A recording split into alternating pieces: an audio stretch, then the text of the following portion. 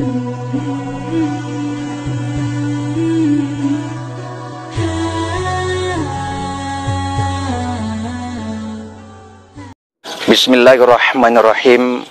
Assalamualaikum warahmatullahi wabarakatuh. Alhamdulillahi rabbil alamin. Assalatu wassalamu ala asrafil anbiya'i wal mursalin wa ala alihi wa ala ashabihi wa man tabi'ahum bi ihsanin ila yaumiddin, amma ba'du. Saudara kaum muslimin wal muslimat rahimakumullah. Adapun pengertian sabar menurut bahasa artinya adalah menahan. Adapun sabar menurut istilah ada 3 macam. Pertama, sabar dalam menghadapi musibah. Yang kedua, sabar dalam menghadapi maksiat. Dan yang ketiga, sabar dalam menjalankan ketaatan kepada Allah Subhanahu wa ta'ala.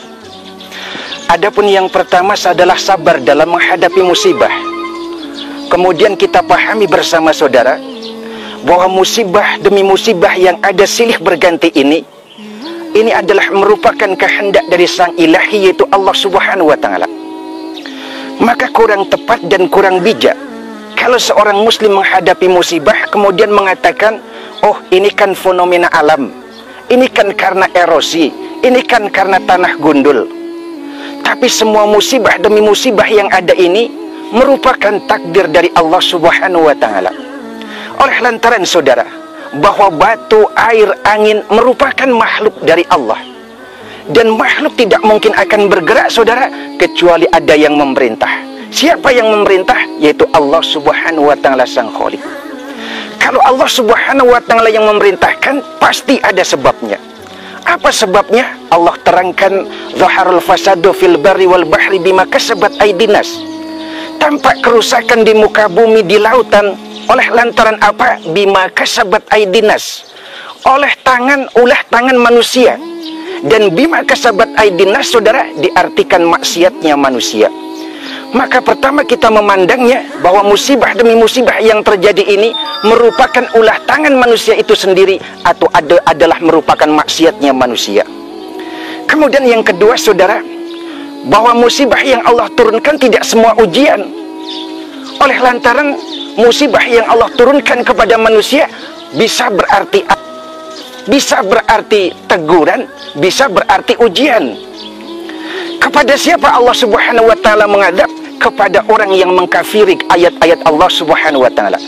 Sebagaimana kita lihat contohnya kaum Nabi Lut, ketika mereka kemudian mengkafiri ayat Allah. Mereka suka dengan sesama jenis, laki-laki suka dengan laki-laki, perempuan suka dengan perempuan, maka oleh Allah dihujani batu, diazab oleh Allah Subhanahu wa ta'ala. Yang kedua merupakan teguran. Kalau Allah datengin musibah kepada kita, kemudian iman kita menipis, kita banyak maksiat, ini teguran. Untuk siapa teguran ini? Untuk yang terkena musibah dan kita yang mengetahui, agar supaya kita makin rajin beribadah kepada Allah Subhanahu wa ta'ala. Dan yang ketiga saudara, boleh jadi musibah ini sebagai ujian. Kepada siapa Allah menguji? Kepada orang yang beriman. Kenapa kemudian diuji? Mau naik ratingnya. Maka tidaklah seorang mengatakan saya beriman kepada Allah, amantu billah, yang pasti Allah Subhanahu wa ta'ala akan menguji orang tersebut. Kemudian yang terakhir saudara, bahwa musibah ini bersifat itiror. Artinya ada unsur keterpaksaan. Sabar dalam menghadapi musibah ada unsur keterpaksaan, yang artinya bahwa suka tidak suka, menangis atau diam, menjerit atau tidak, hal ini sudah terjadi dan tidak mungkin akan balik lagi.